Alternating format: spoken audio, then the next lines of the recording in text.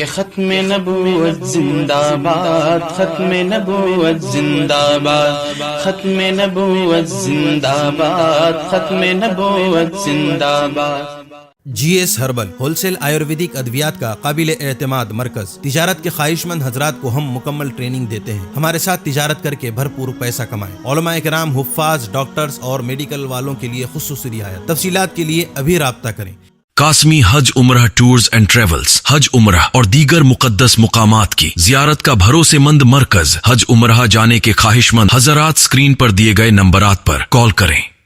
बिस्मिल्लाहिर्रहमानिर्रहीम, अल्हम्दुलिल्लाहि रब्बिल आलमीन वल आक़िबतु लिल मुत्तक़ीन वस्सलातु वस्सलामु अला सय्यिदिल अंबियाइ वल मुरसलीन सय्यिदिना व हबीबिना व हबीबि रब्बिल आलमीन मुहम्मदिन व अला आलिहि व अस्हाबिहि व मन हदा बिहदिहि इला यौमिद्दीन।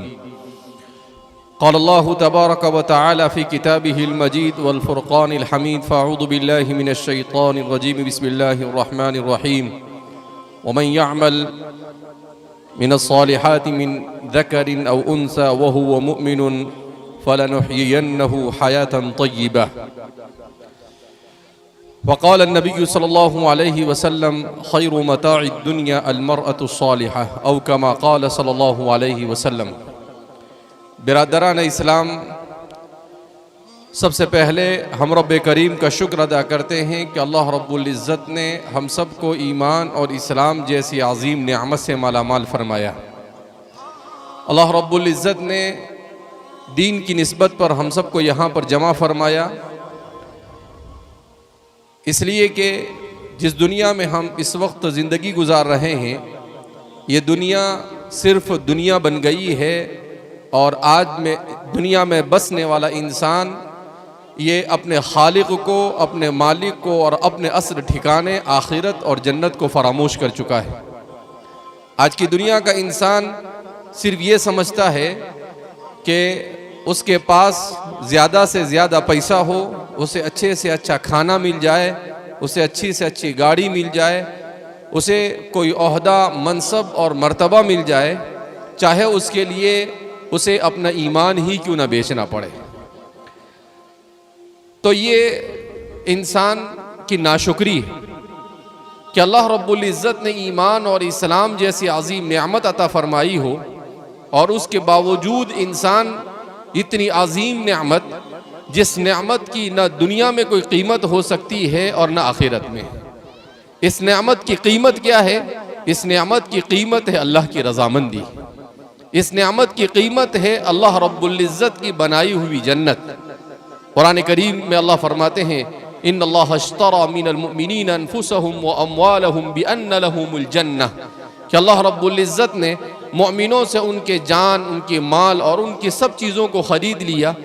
बिअन्न लहुमुल जन्नह, कि उनको उसके एवज़ में जन्नत अता फरमाएंगे। मगर आज का इंसान साइंस और टेक्नोलॉजी के जुनून में मुबतला है। वो ये समझता है कि बेहतरीन मोबाइल और उस मोबाइल में आने वाली अच्छी अच्छी क्लिप्स और अच्छी अच्छी वीडियो और अच्छी तस्वीरें, चाहे वो कहने के लिए अच्छी हो और इंसान के ज़हन व दिमाग पर, इंसान के जिस्म पर और इंसान के वजूद पर और इंसान की इंसानियत के ऊपर कितना ही बुरा असर छोड़ती हो, मगर इंसान उसमें ऐसा मगन हो चुका है कि उसे सिवाय उसके कुछ नज़र नहीं आता है। ये एक दर्द है, जिस दर्द को वही महसूस कर सकता है जिसको अल्लाह रब्बुल इज़्ज़त ने ईमान की नेमत अपनी ताजगी के साथ अता फरमाई हो। वरना ऐसा बेहिस इंसान के शायद इंसानी तारीख में आज से ऐसे बेहिस इंसान कभी आया नहीं होगा कि बेहयाई की तमाम के तमाम हुदूद को पामाल किया जा चुका है। औरत ने बेहयाई के हुदूद को पामाल कर दिया, मर्द ने बेहयाई के हुदूद को पामाल कर दिया। बदकारी, बदअखलाकी और बदकिरदारी के तमाम हुदूद जिसका इंसान तसव्वुर भी नहीं कर सकता है, एक छोटी सी वीडियो बनाने के लिए, किसी को हंसाने के लिए, अपना नाम करने के लिए इंसान उसके लिए गिरी पड़ी हर किस्म की हरकत करने के लिए तैयार हो जाता है। रसूलुल्लाह सल्लल्लाहु अलैहि वसल्लम ने ऐसी ही इंसानियत के लिए बयान किया। हुजूर फरमाते हैं इदा लम तस्तही फस्ना मा शीता, कि जब तेरे अंदर हया ना हो तो तू जो कुछ करे वो कम है। ये आज के मुआशरे की सबसे बड़ी बीमारी है कि आज का मुआशरा ये बेहयाई का शिकार हो चुका है। आज का मुआशरा ये बेहयाई को फैशन समझ रहा है। आज का मुआशरा बेहयाई को अपने लिए एक हसीन और मुज़य्यन चीज समझ रहा है, उसे खूबी समझ रहा है, जबकि बेहयाई से ज्यादा बदतर कोई चीज नहीं हो सकती है।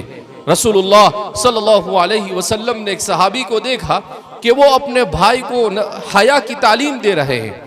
कुर्बान जाइए आकाए नामदार अहमद मुस्तफ़ा मोहम्मद मुजतबा सल्लल्लाहु अलैहि वसल्लम की मुक़द्दस ज़ात पर हुजूर ने फरमाया कि भाई तुम उसको हया की तालीम क्यों दे रहे हो? हया तो अल्लाह ने इंसान की फितरत में रखी है। ईमान और हया ये दोनों एक दूसरे के साथ ऐसे जुड़े हुए हैं जैसे कि कोई लाजिम और मलजूम चीज जुड़ी हुई होती है। जैसे सूरज दिन के साथ जुड़ा हुआ है और चांद या रात के साथ जुड़े हुए हैं, बिल्कुल इसी तरीके से ईमान ये हया के साथ जुड़ा हुआ है। मोमिन बेहया नहीं हो सकता है, मोमिन बदअखलाक नहीं हो सकता है। अल्लाह के रसूल सल्लल्लाहु अलैहि वसल्लम जिस दीन को लेकर आए, उस दीन ने ऐसी तालीमात से नवाजा, ऐसी तालीमात से नवाजा। अल्लाहु अकबर। हजरात सहाबा के हया के किस्से को सुने। अल्लाह के रसूल सल्लल्लाहु अलैहि वसल्लम एक मरतबा एक बाग में तशरीफ फरमा थे।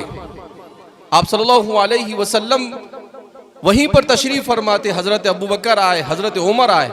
जब आपको बताया गया कि हजरत उस्मान तशरीफ ला रहे हैं तो रसूलुल्लाह सल्लल्लाहु अलैहि वसल्लम फौरन अपने कपड़ों को दुरुस्त करने लगे और अपने पाँव का कुछ हिस्सा जो नजर आ रहा था उसे ढांपने लगे।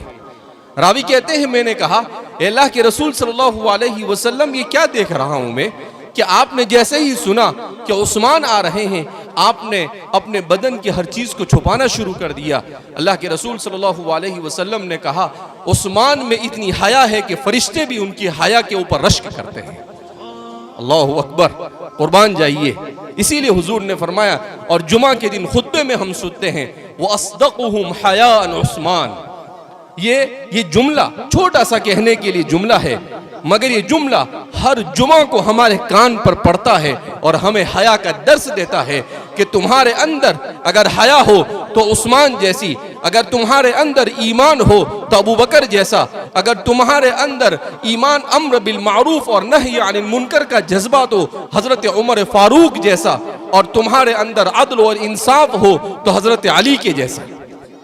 छोटे छोटे जुमले हैं, मगर ये छोटे छोटे जुमले खुतबों में बार बार हर जुमा को इसीलिए नहीं पढ़े जाते कि सिर्फ हम उसे सुने आधी नींद में और आधे गफलत के अंदर में और ऐसे ही उससे गुजर जाए, बल्कि ये तालीम देते हैं छोटे छोटे जुमले कि जिंदगी को कैसे गुजारा जाए। इसलिए मेरे भाइयों, दोस्तों और बुजुर्गों और मेरी बहनें जो यहाँ पर आई हुई है वो इस बात को समझे कि अपने आप को बाहया बनाए, अपनी औलाद को बाहया बनाए। औलाद में हया कब आएगी? जब माँ बाप में हया होगी, जब घर में हया होगी। आप घर में माँ बाप और बड़े बच्चे हैं, छोटे बच्चे हैं, सब मिलकर अगर फिल्म देख रहे हैं तो जाहिर सी बात है उन बेहयाइयों का असर औलाद पर क्या पड़ेगा। औलाद ये समझेगी कि ये बेहयाई जरूरत है, जबकि ये बेहयाई हलाकत है। तो इसलिए हमें अपने घरों में अपने आप को इस्लामी माहौल से किस तरह से वाबस्ता करना, इसकी जरूरत है। हमारे घरों में कुरान की तिलावत होनी चाहिए, हमारे घरों में नमाज होनी चाहिए। अल्लाह के रसूल सल्लल्लाहु अलैहि वसल्लम ने इरशाद फरमाया कि ला तजअलू बुयूतकुम मकाबिरा, कि अपने घरों को कब्रिस्तान मत बनाओ। सहाबा ने पूछा अल्लाह के रसूल सल्लल्लाहु अलैहि वसल्लम घरों को कब्रिस्तान न बनाने का क्या मतलब? हुजूर ने फरमाया कि अपने घरों में कुरान की तिलावत करो, अपने घरों में नमाज अदा करो। हजरत सहाबा का और सलफ़ सालिहीन का मामूल ये था कि फर्ज नमाज कहाँ पढ़ते थे? मस्जिद में, मगर सुन्नतों को कहाँ पर अदा करते थे? अपने घरों में अदा किया करते थे। ताकि हुजूर की सुन्नत पर अमल हो। ला तजअलू बुयूतकुम मकाबिरा। आज हम लोग मस्जिद में फर्ज नमाज पढ़ने के लिए नहीं जाते हैं तो घर में सुन्नत क्या पढ़ेंगे?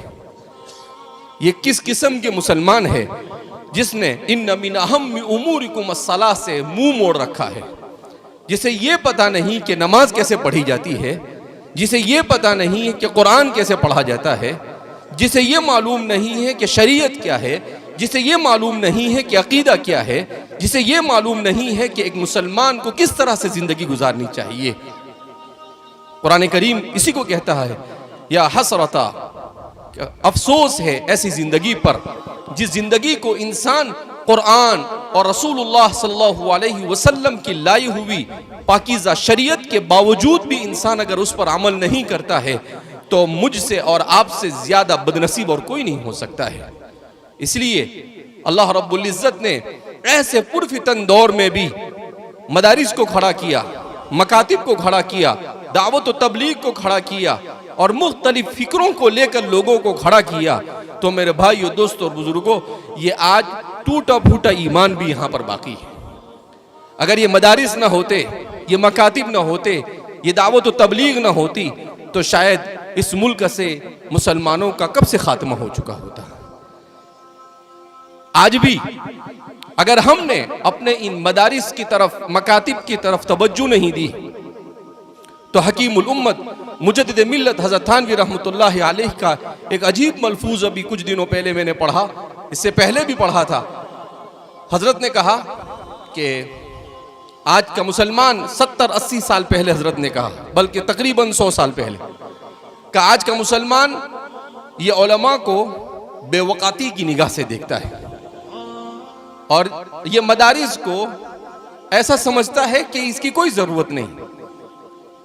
कहा आपने कि ए मुसलमानों, कान खोलकर सुन लो, अगर तुम चाहते हो कि उलमा अपना काम करे और मदारिस की जरूरत नहीं तो कोई बात नहीं, छोड़ दो। ये उलमा जैसे तुम कमा कर खाते हो ये भी कमा कर खा लेंगे, मगर ये कान खोलकर सुन लो, ये मदारिस और मकातिब और ये हमारे दावत के काम बाकी नहीं रहे तो कहा कि तुम्हारी आइंदा नस्ल आधी यहूदी होगी और आधी नसरानी होगी। कहा तुम्हारे ईमान का कोई संभालने वाला नहीं होगा, तुम्हें इस्लाम पर कोई साबित कदम रखने वाला नहीं होगा और फिर तुम या तो यहूदी बनकर मरो या नसरानी बनकर मरो या तुम काफिर और मुशरिक बनकर पढ़ो, हमको उसकी कोई परवाह नहीं। इसलिए उम्मत को ये बात अपने ज़हन और दिमाग में बिठाने की जरूरत है कि इन मदारिस का ताउन कर कर, इन मदारिस और उलमा से मोहब्बत कर कर आप एहसान नहीं कर रहे हैं, बल्कि अल्लाह रब्बुल इज्जत का एहसान है कि अल्लाह ने आपके यहाँ पर ये उलमा और ये मदारिस रखे। जहाँ पर उलमा नहीं, जहाँ मदारिस नहीं है, वहाँ पर आप जाकर देखिए, इस मुसलमानों का मुल्क है, 90-95% मुसलमान, मगर वहाँ उलमा नहीं तो उनकी जिंदगियों में मुसलमान होने के बावजूद दीन नहीं। मैंने खुद देखा है, मैं नाम लेना मुनासिब नहीं समझता हूँ, एक जो इस वक्त दुनिया में सबसे बड़ा मुसलमानों का मुल्क माना जाता है, उस मुल्क में मैं गया आज से तकरीबन 4 साल पहले। तो उस मुल्क में मैंने कई शहरों का सफर किया और उस सफर के दौरान मैंने 3 या 4 दिन में मुश्किल से 1 या 2 आदमी को ऐसा देखा जिसके चेहरे पर अल्लाह के रसूल की सुन्नत थी। मैं कसम खाकर ये बात कह सकता हूं, बेला मुबालगा। कितने लोगों पर? 1 या 2 चेहरे, इतने पर बस नहीं। किसी एक मुसलमान औरत को बाहिजाब और पर्दे में नहीं देखा। वहां की राजधानी, वहां पूरे मुसलमान, 100% मुसलमान, फिर भी कोई औरत मुझे ऐसी नहीं देखी जिसने मुकम्मल हिजाब और पर्दा किया हुआ। मैंने मालूम किया ऐसा क्यों है। मैंने पूछा तो पता चला यहां मदारिस नहीं, यहां उलमा नहीं, तो कौन दीन सिखाएगा उन्हें। अब जब उनके जाहिर का यह हाल है तो उनकी अंदरूनी कैफियत क्या होगी। टैक्सी में बैठा तो टैक्सी के ड्राइवर से मैंने पूछा कि आपका नाम क्या है, तो वो बोलता है रामा। मैं उससे सवाल करता हूं आप मुसलमान हैं? कहा हाँ मुसलमान हूं मैं। तो मैं उसको पूछता हूं कि आपको मालूम है रामा का मतलब क्या होता है? कहा मुझे नहीं मालूम है। अच्छा लगा तो रख लिया हमारे माँ बाप ने। बिल्कुल हिंदुआना नाम, जबकि 90% से ज्यादा मुसलमान, जितने मुसलमान हिंदुस्तान में है उस मुल्क में उतने मुसलमान, मगर उसके बावजूद उनकी ये सूरत हाल है। ये तो अल्लाह जज़ाए खैर दे हमारे उन अकाबिरीन को जिन्होंने अंग्रेजों के इस मुल्क पर तसल्लुत के बाद ये ठान ली कि इस मुल्क में इस्लाम और मुसलमानों को बाकी रखना है और बचाना है, और उन्होंने मदारिस और मकातिब के जाल को पूरे मुल्क में बिछा दिया। वरना हल्फिया कहा जा सकता है कि लॉर्ड मैकाले ने यह ऐलान किया था 1833 में कि मैं ऐसा निज़ाम तालीम बनाऊंगा कि इस मुल्क में 50 साल के बाद कोई मुसलमान नजर नहीं आएगा। मगर उनकी सारी स्कीमें फेल हो गई। वो 50 साल नहीं, 1833 के बाद 1933 चला गया, 1933 के बाद 2033 आ रहा है। 200 साल हो गए इस मुल्क में अल्हम्दुलिल्लाह आज भी 20 से 25 करोड़ मुसलमान पाए जाते हैं। ये सिर्फ हमारे बड़ों की दूरअंदेशी थी कि उन्होंने मदारिस और मकातिब का जाल बिछाकर किस तरीके से हमें इस दीन, अपने दीन के साथ वाबस्ता रखा।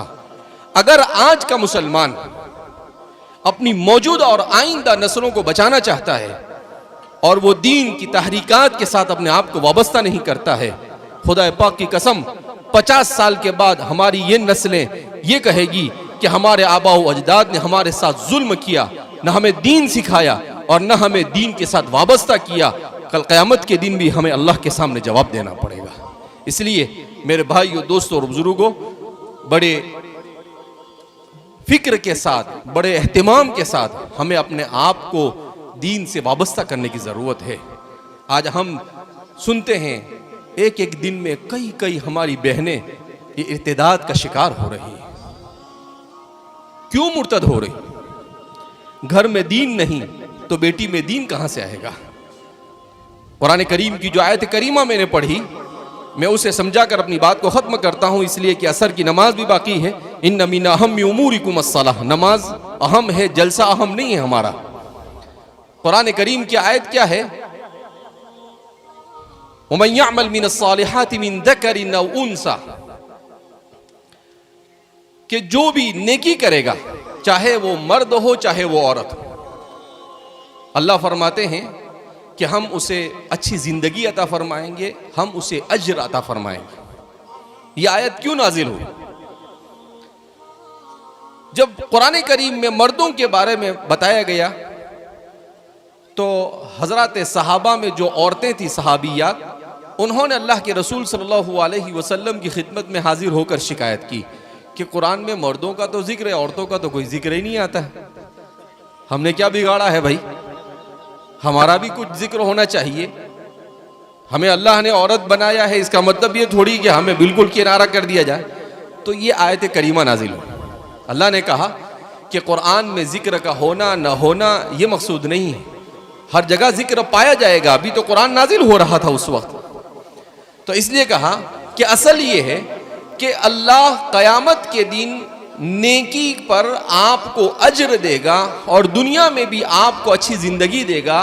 उसमें अल्लाह मर्द और औरत को नहीं देखता है। अल्लाह जब अज्र देने पर आएगा, नमाज का अज्र देना, तो अल्लाह ये नहीं देगा कि ये मर्द है इसलिए इसको ज्यादा सवाब दो और ये औरत है इसलिए इसको कम दो, बल्कि कुर्बान जाइए अल्लाह के रसूल सल्लल्लाहु अलैहि वसल्लम पर कि औरत अगर नमाज की पाबंद है तो वो अपने अय्याम में नमाज नहीं पढ़ती है, तब भी उसको नमाज पढ़ने का सवाब मिलेगा, जबकि उसको उसकी कज़ा करनी नहीं है। तो औरतों के लिए तो सहूलतें दी और उन सहूलतों के साथ भी मुकम्मल तौर पर अल्लाह रब्बुल इज़्ज़त ने सवाब का वादा किया है। तो इसलिए दुनिया में जो लोग ये कहते हैं कि इस्लाम ने औरतों के साथ जुल्म किया है, इस्लाम ने औरतों के साथ जितना इंसाफ किया है, दुनिया की किसी तहजीब और तमद्दुन और किसी मजहब ने औरतों के साथ इतना इंसाफ नहीं किया है। हर जाविये से इस्लाम ने औरतों पर जो इनामात और इकरामात किए हैं, उसकी नज़ीर दुनिया की तारीख में आपको कहीं नहीं मिल सकती है। लिहाजा हमारी औरतें या अपने बच्चों, मर्द और औरत अल्लाह ने दोनों को अलग अलग जिम्मेदारी के लिए बनाया। मर्दों को अल्लाह ने क्यों बनाया? इसलिए बनाया ताकि वो हलाल कमा कर अपने बीवी बच्चों के नफ्ते यानी उनके खाने पीने और रहने की जिम्मेदारी को संभाले। और औरत को क्यों बनाया कि मर्द कमाने के लिए बाहर जा रहा है तो औरत अपने घर में बैठकर अपने बच्चों की सही तरबियत करे, जिसको हम ये कह सकते हैं कि मर्द ये वजीर खारजा है और औरत ये वजीर दाखिला है, ये होम मिनिस्टर है। अल्लाह ने उसको इसलिए बनाया था कि अपनी औलाद की सही तरबियत करे। इसीलिए एक मुस्तशरिक कहता है कि अगर किसी मुआशरे को तबाह और बर्बाद करना है तो आप 3 काम करो, वो मुआशरा खुद ब खुद तबाह और बर्बाद हो जाएगा। कहा वो क्या काम है? कहा एक काम ये करो आप कि उस मुआशरे में तालीम के निज़ाम को बिगाड़ दो। आज हमारे हिंदुस्तान का तालीमी निज़ाम बिगड़ा हुआ है, चोरी चपाटी कर कर कैसे भी करके आदमी पास हो जाता है। कहा जिस मुआशरे में तालीमी निज़ाम खराब होगा उस मुआशरे के अंदर में बुराइयां आम हो जाएगी। जिस मुआशरे में औरत को घर से मुरब्बिया होने से निकाल कर उसे मार्केट में लाकर खड़ा कर दिया जाएगा, उस मुआशरे से हया खत्म हो जाएगी। एक अंग्रेज कह रहा है, कौन कह रहा है? दुश्मन कह रहा है हमारा, और वो कहता है कि उलमा की अजमत को दिलों से निकाल दो तो लोग खुद ब खुद दीन से दूर हो जाएंगे। किसी मुआशरे को तबाह करने के लिए आज के जमाने में आपको बमबारी की जरूरत नहीं। कहा ये 3 काम कर लो, खुद ब खुद वो मुआशरा तबाही की तरफ क्या होता जाएगा? बढ़ता चला जाएगा। तो इस बात को समझना चाहिए हमें और मुकम्मल तौर पर पूरी बसीरत के साथ, पूरे होश और हवाश के साथ अपने जज्बात पर कंट्रोल करते हुए अपने दीन पर, अपने आप को, अपने घर वालों को, अपनी नस्लों को किस तरह से अपने दीन पर बाकी रखा जाए उसकी हमें फिक्र करनी होगी। अल्लाह रब्बुल इज़्ज़त हम सबको दीन इस्लाम पर इस्तिकामत नसीब फरमाए, हमें अपनी औलाद की इस्लामी तरबियत करने की तौफीक मरहमत फरमाए, हर किस्म के फितनों से अल्लाह हमारी हिफाजत फरमाए। और अल्लाह रब्बुल इज़्ज़त जिन अहबाब ने यहाँ पर मेहनतें की है उनकी मेहनतों को कबूल फरमाए। अल्लाह रब्बुल इज़्ज़त अपने रज़ा वाले अमाल की तौफीक मरहमत फरमाए और अपनी नाराज़गी से अल्लाह हम सब की हिफाजत फरमाए। व आखिर दावाना अनिल हम्दुलिल्लाहि रब्बिल आलमीन।